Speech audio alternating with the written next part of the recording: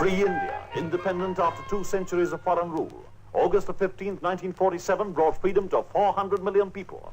Father of independence is Mahatma Gandhi, apostle of truth and non-violence. Mahatma Gandhi, preaching austerity, living among untouchables and having a daily message for India and the world. You listen. All right. Well, if my voice doesn't carry, it won't be my fault. It will be the fault of the loudspeaker.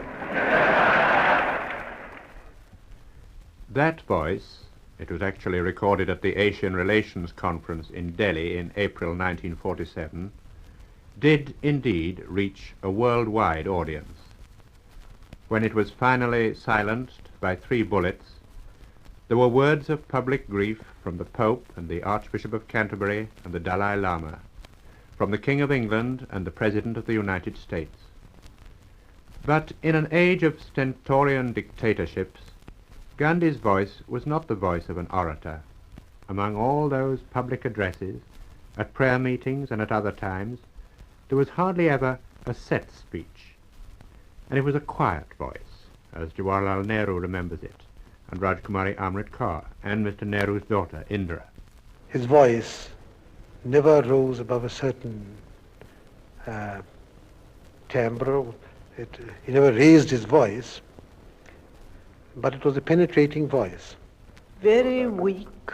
He was scarcely audible.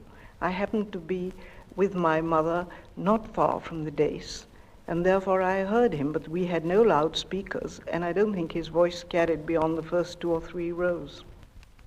I remember his voice being, it was very calm and low, and yet with the power in it, because whenever he spoke, partly because it was so low that you felt you had to be silent.